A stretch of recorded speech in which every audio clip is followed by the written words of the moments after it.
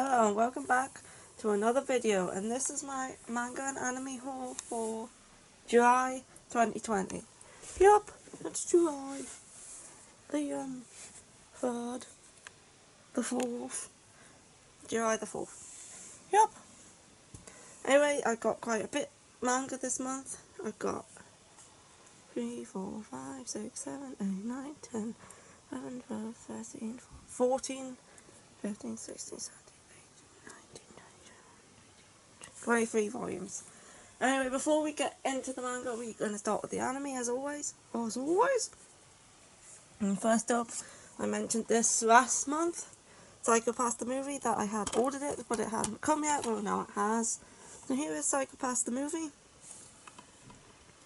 It's the movie continuation of Psycho-Pass. It takes place after the second season. I have watched it already. I didn't enjoy it as much as the two seasons, but it was still decent. I haven't watched the third season yet. I will at some point. Yup. And next up, I have Snow White with the Red Hair, season 1 and 2, collector's edition. I had to hunt this out as this is out of print. That's a bit squiffy.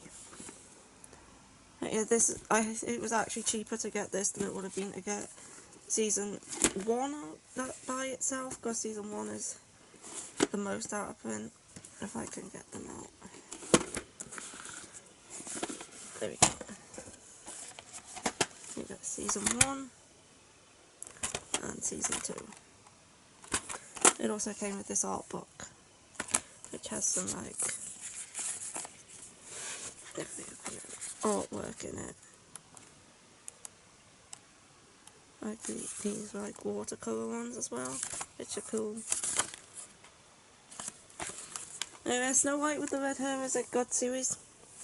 It's about Shirayuki, who is a herbalist, or she works at her grandmother's herbal shop, selling like remedies and stuff, when the prince of her country asks her to be his concubine as he likes her red hair, and she declines and ends up cutting her hair short and running away to the neighbouring kingdom, where she is found by the second prince, Zen, who takes her into the palace, and there she starts training to become the court herbalist. Snow White with the Red Hair is a good series, and it's a nice like slice of life fantasy, and yeah, I enjoyed it. Yeah, that's good. Okay, now we can move on to the manga. And I'll first start off with this series here, which is a complete series, which is actually a manhwa. I found this on eBay.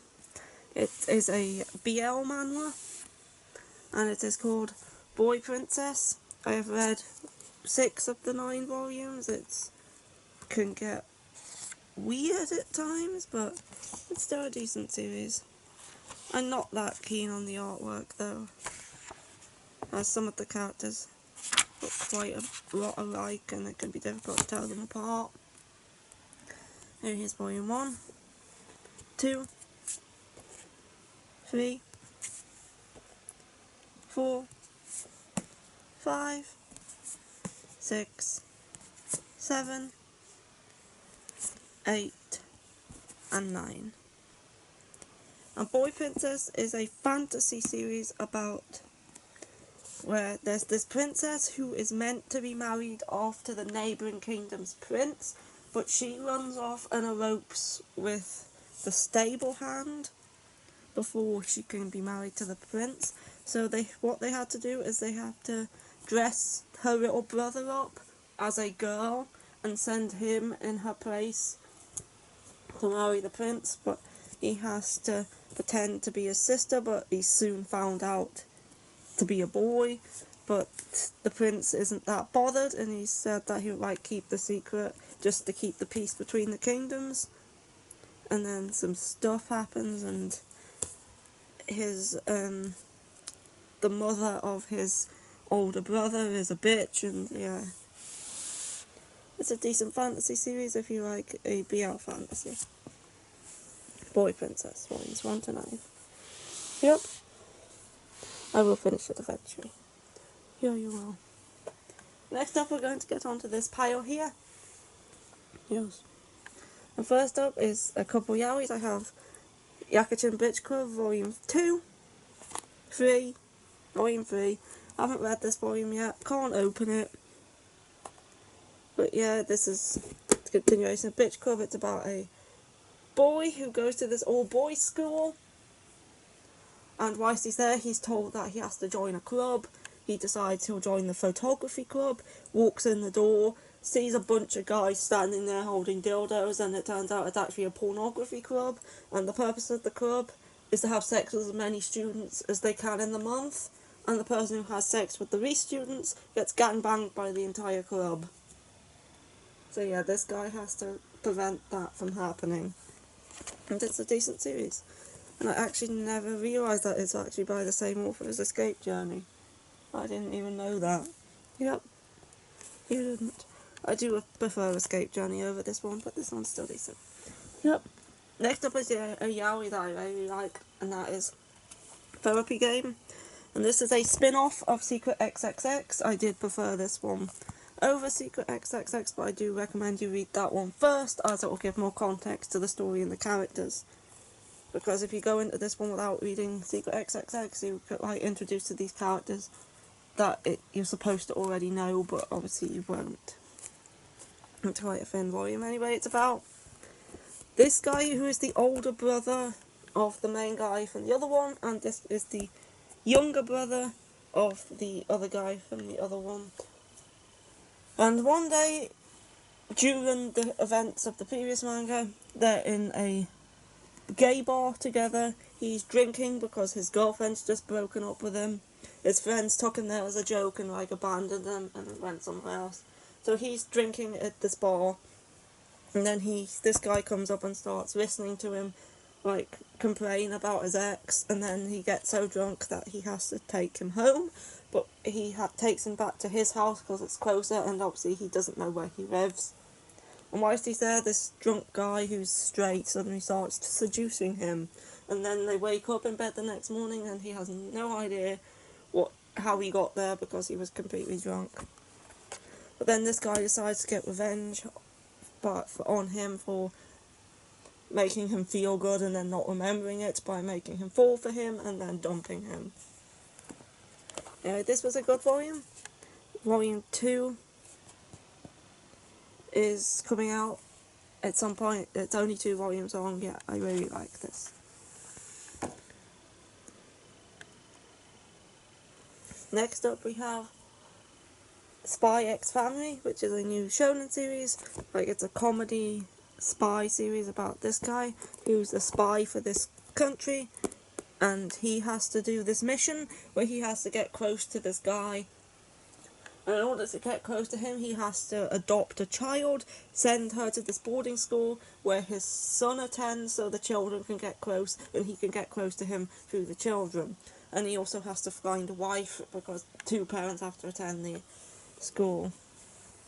Anyway, so he ends up meeting this girl who turns out to be an assassin, and marrying her, and adopting this little girl who turns out to be a telepath.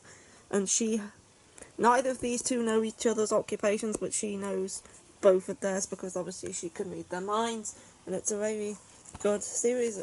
It's a good comedy. The little girl's probably the funniest part. Yeah, and I would highly recommend this. Very good. Next up I have another series that I would highly recommend, which is a new shoujo series called Not Your Idol, which is about this girl. She was the lead singer in an idol group called something. I read this yesterday. I can't remember what the idol group's called.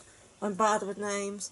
Anyway, she's the lead singer of this idol group, and then one day she's at like a handshaking event where people come up and shake the idol's hands, and some guy pulls out a knife and slashes her arm open.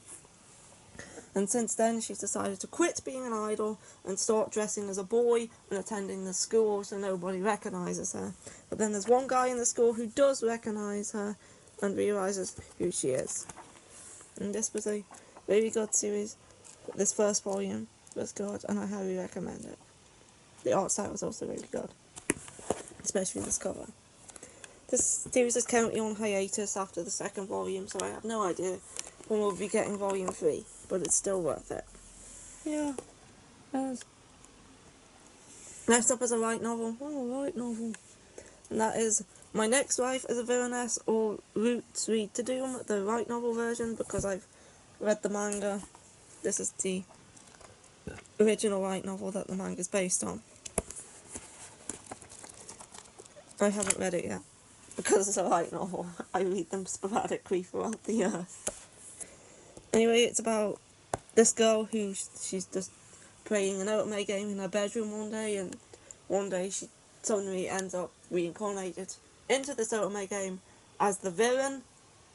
So every route in this game usually sees the villain either executed or banished from the kingdom. So she has to try and find a way to keep herself alive. So she ends up befriending all the capture targets and befriending the main heroine in order to keep herself alive. But then all the capture targets end up falling for her rather than the main heroine. And it's a good series. I enjoyed the manga, so I'll probably enjoy this too. I haven't watched the anime yet. No, you haven't. Neither have I, because it's a shoujo. Next up, I have this month's quarter of Kamisama Kiss, which is volume 20. I've only got 4 more volumes left to get, and then I can read the final 5. I already have 25. It's up there. So yeah, I read this one. 4 more and the series is complete. And I can concentrate on trying to finish another series. Yes. Maybe one that you've only got like 3 volumes of and there's only 2 left. Yeah. I've got loads of series that are 5 volumes long and I've only read 3 that I could finish. Yeah. And yeah, Kamisama Kiss. Next up I have for volume 7 of Snow White with the Red Hair. I just talked about this when I was on about the anime. This is the manga. This isn't not yet past where the anime ends, but it's going to be getting there soon, I think. Not too much longer. Anyway, I already talked about this with the anime. Yes. Next up, I found this on eBay. It is Codebreaker Volume 1, and only the first 2 volumes of this were ever released in English before Kodansha took over Del Rey and dropped the license. But I loved the anime of this. I watched it years ago, and I really enjoyed it. And when I saw this for £1, I thought, it's £1. It's Codebreaker. I'm gonna get it, even if I can never read anymore. I'm still gonna get it. It's Codebreaker. From what I can remember, Codebreaker is like this paranormal superpower series. There's this girl called Sakura Koji, and one day she comes across this boy who controls blue flames. I'm pretty sure he's attacking somebody, I can't quite remember. But it turns out like he is a Codebreaker, which is a person who has these special abilities, and they use them like to deal with evil, if I can remember, but he also considers himself to be evil. Because he says the only way to deal with evil is by using evil, so he considers himself to be evil as well. The other Codebreakers, I think, do it. I'm not so sure about, I can't remember, but I remember Toki, the guy who uses magnetism. I remember really enjoying the anime. Anyway, yeah, that I can't remember everything about it, but there's the description if you wanna pause and read it. But yeah, that's what I remember about it. Next up, I have volumes 3, 4, and thick volume 5 here of Asteroids in Space. This is the only one I haven't read yet. I've decided to finish this series as it's only 5 volumes long. I've read these 2. And yeah, Asteroids in Space is a good series. It's a shonen about this group of 9 kids. I think there's 9 of them. I think there's 9, might be 8. But yeah, there's this group of kids who are in the future, they go on school trips to other planets. So they're about to go on their school trip to this planet called Mukpar, but when they get there, this big ball opens up and sucks them all into space, where they find this abandoned spaceship and they get onto it. And now they need to make their way back to their own planet, because they're stranded out in space like 5,000 light years away from the planet they were meant to be on. Nobody can find them, but so now they need to make their way home, but there is somebody among them who is trying to kill them because they have sabotaged the ship. They are rumoured to be the one who sent them there in the first place. They don't know who that person is. Yeah, it's very good. I have watched the anime before I read the manga, and the anime is also definitely worth watching as well. Yes. It's a good series. Yes, it is. I agree. I like Astra. It's nice. Next up, I have The Way of the House Husband, Volume 3. This is a gag manga about a Yakuza boss turned house husband, and he goes about his daily life as a house husband in a very Yakuza way. And yeah, it's just, every chapter is just like episodic, and him grocery shopping, him going to the supermarket, him buying food, stuff like that. It's constantly looking for deals, making cakes, helping his wife relax after she's got home from work. Yeah, it's a good series. I don't know how long it's going to be, because I don't think they can keep it going forever, because there's no overall storyline to it. Yep. Next up, I have Volume 3, the penultimate volume of, I forgot to take the sticker off the back, The Drifting Classroom. And this title still annoys me, how it drifts. Yeah, The Drifting Classroom, this is the 70s? Did this originally come out in the 70s? Or was it the 60s? I can't remember. Anyway, it's an old horror manga by Kazuo Umes, and it's about this class, like this boy. He goes to school one day after fighting with his mother, and and the school disappears and gets transported to this other world, which is nothing but a barren wasteland full of like giant insects and sand. And these kids and the teachers, who don't last long, have to try and survive here alone and try and find a way to get back to where they were. It's a good series. It's kind of Lord of the Fliesy, about the kids trying to survive horrific situations by themselves. I think the oldest is 12, 11. Anyway, it's a good series. There's one more volume after this. This is the correct as a fast edition, because it got a re-release because it went out of print. I do enjoy this series, and I will take that sticker off at some point. And last up in this haul, this is not a manga. It's not a manga. It's definitely not a manga. This is something I also found on eBay. This is Asha Profiles, which is like a character guide for Asha, which is my favourite manga. So yeah, this talks about the events of the manga up into, I think, after the Band of 7 arc. Obviously it was written before the manga ended, but yeah, I think it's up until after the arc after the Band of 7, something like that. Anyway, it talks about the characters. There's Songo. If you didn't know, Songo is voiced by the same person who does Barbie in the Barbie movies. Yeah, there's Kikyo. I can't stand Kikyo. Yeah, it just talks about all the characters and some of the story elements and stuff, and there's a cool thing at the back which was like a, not the Band of 7. Where is it? Here. A battle record. It goes over all the battles that happened in the series and who fought them and who won and how they won. Like this, and how difficult the fight was. It goes through them all up until the point where the series,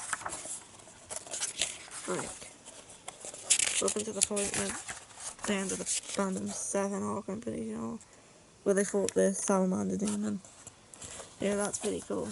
See, there's like Jakotsu, he's in the Band of 7, and I can't tell you anything else if you don't want to be spoiled, but It's obvious that he's going to be beaten.